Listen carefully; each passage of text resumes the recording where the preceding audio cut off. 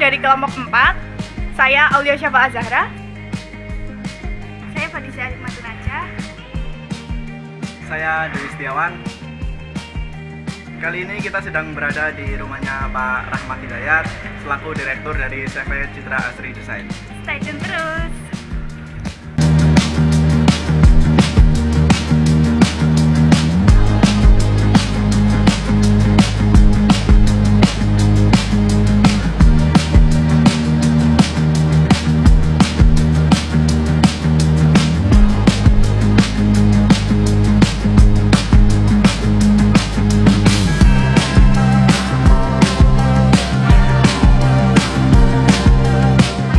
Ya teman-teman, kali ini kita sudah bersama Mas Rahmat. Nanti untuk lebih lengkapnya biar Mas Rahmat yang kenalan sendiri. Silakan Mas Rahmat diperkenalkan sama posisi di perusahaannya sebagai apa mungkin. Guys, sebelumnya terima kasih atas kunjungan dari mahasiswa Universitas Putra Bangsa. Saya selaku Direktur CV Citra Asri Desain.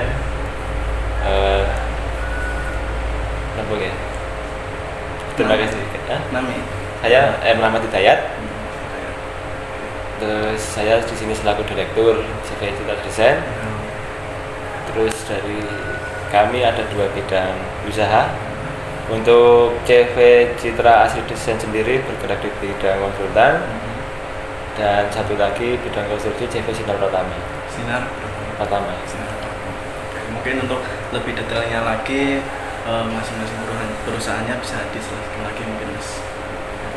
Kalau untuk yang CV Citra Asri Desain bergerak di bidang usaha jasa konsultan perencanaan dan jasa pengawasan. Untuk jumlah SDM saat ini ada berapa ya Mas di perusahaan ini? Kalau untuk karyawan tetap 5 orang Mas. 5 orang ya? Okay. Udah termasuk Mas Rahmat? Belum? Belum. Oh, Okay. di bawahnya 5 ya. Untuk itu sistem perekrutannya gimana Mas? Untuk sistem perekrutan karyawannya? Biasanya kita sambil memantau orang sih Mas. Memantau orang kira-kira yang skillnya mumpuni ya kita rekrut. Atau biasanya dari siswa magang yang ada potensi, begitu lulus kita tarik seperti itu. Berarti ya lihat kondisi juga ya Mas ya? Itu kalau di sini ada syaratan udah punya pengalaman gitu bahwa baru mau kerja gitu misal boleh masuk nggak? Kalau yang gitu sih tidak ada sih Mas. Tidak ada. Nah, kita juga dulunya juga berawal dari siswa iya, yang punya pengalaman kan. Kalau kita saklek kayak gitu emang kita langsung berani gaji berapa kan? Ya karena kan gitu kalau yang tidak pengalaman. Iya benar.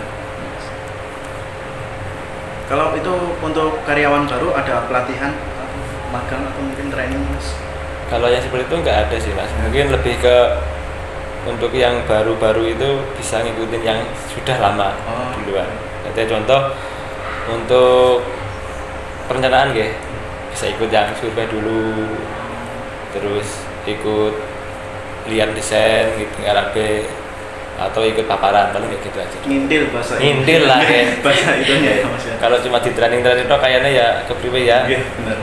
Itu berapa lama itu biasanya kayak gitu Mas? Kalau kita kasih waktu untuk ngintil ya kayak ngintilnya itu paling enggak ya 3 bulan lah. 3 bulan. Ya 3 bulan pelan-pelan kita lepas sendiri.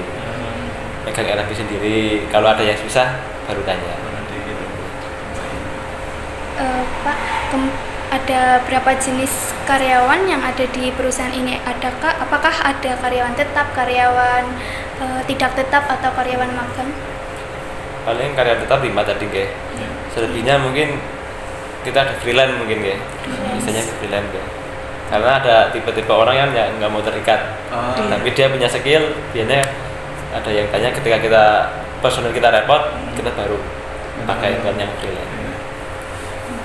Selanjutnya, bagaimana sistem gaji yang diterapkan di perusahaan ini? Apakah berdasarkan upah harian atau upah gaji atau gaji bulanan atau bagaimana? Gaji bulanan? Gaji bulanan. Kalau yang freelance gitu? Kita bagi persentase. Ini sesuai nilai kontrak. Kemudian, apakah perusahaan mengadakan kegiatan family gathering bersama para karyawan? paling setiap setelah akhir tahun, setelah tutup buku, mungkin di bulan Januari, ya awal Januari kan masih kosong. Selanjutnya, bagaimana mekanisme pengajuan izin atau cuti bagi karyawan? Cuti.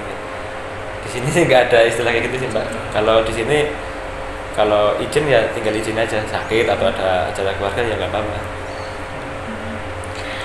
Apakah Bapak melakukan evaluasi kinerja pada karyawan? Terus bagaimana prosesnya? Paling kalau dari kita itu ada rapat rutin seminggu sekali. Itu kan berarti kan kita mengumpulkan beberapa kendala yang ada, kan timnya kan sendiri-sendiri, misal dari 5 orang itu mesti ada masalah sendiri-sendiri lah. Kita rapatkan masalahnya apa, kita cari solusi bersama. Jadi kayak gitu. Apakah Bapak menerapkan sistem reward dan punishment pada karyawan di perusahaan ini? Ya ribet sih, kita kan biasanya kan relatif ya Mbak. Pasti ada, karena kalau nggak ada itu kan nanti nggak ada semangatnya. Iya. Kalau boleh tahu, bagaimana omset di perusahaan ini? Kalau omsetnya juga relatif ya Mbak. Kadang pasang, kadang surut gitu. Ya yang penting bisa jalan sih. Oh iya. Kalau untuk konsultan sendiri kan paling enggak ya untuk 1 tahun itu enggak plus minus ya di angka 800 juta sampai 1 M. Kita ini. Udah berapa lama sih Mas perusahaannya? Kalau yang Citra Asri Desain dari 2018, akhirnya berdiri itu 2018. Kalau yang satu ini Kalau yang Sinar Pratama udah lama, yang saya SMA sudah ada. Itu saling terkait kan Mas? Ya iya sih, untuk punya orang tua juga sih. Direkturnya kebetulan bapak saya sendiri. Jadi ketika kita dapat project itu kan saya selaku konsultan perencanaan pengawas, bapak yang penyedia jasa. Jadi lebih apa enak untuk koordinasi dan meminimalisir adanya ketidaksesuaian di lapangan. Jadi lebih gampang operasionalnya yang karena sudah tahu orang-orangnya juga gitu ya. Dan owner kan juga owner pun akan lebih ayam Mas. Ketika ada masalah kan kita nggak mungkin takut bentrok, nggak mungkin dong tarung. Sama-sama satu keluarga kan. Satu naungan. Satu naungan ya. Lebih banyak yang diurusin ini Mas Ahmad. Yang terakhir, apa pesan dan motivasi yang bisa Bapak berikan untuk para mahasiswa yang sedang berproses dan merintis usaha? Dari pengalaman saya itu namanya awal pasti rock Mbak. Nggak ada yang benar-benar tuh langsung enak tuh, nggak ada, kecuali keturunan orang kaya lah ya. Kecuali itu. Kalau saya dulu ya tetap awal itu merintis jadi karyawan Mbak. Ya selama jadi karyawan kita harus nurut, karena kan kita juga digaji dari juragan kita. Nah dari situ kita belajar, intinya itu Mbak, mau belajar jangan bosan lah, jangan gampang mutung. Namanya kerja di tempat orang kan mesti ada masalah, nggak mungkin Mbak. Sama orang tua saja masih ada masalah kan. Intinya kita jangan kapok-kapok lah, ketika ada masalah jadi motivasi aja. Nanti kita yang penting dari masalah itu kita belajar dari kesalahan, kedepannya pasti kita yang dicari orang, bukan kita nyari kerjaan, kerjaannya nyari kita. Gitu. Cukup ya Mas ya. Terima kasih atas kesempatannya Mas Rahmat. Ya teman-teman, sampai sini wawancara kita pada hari ini. Terima kasih yang sudah memperhatikan. Assalamualaikum warahmatullahi wabarakatuh.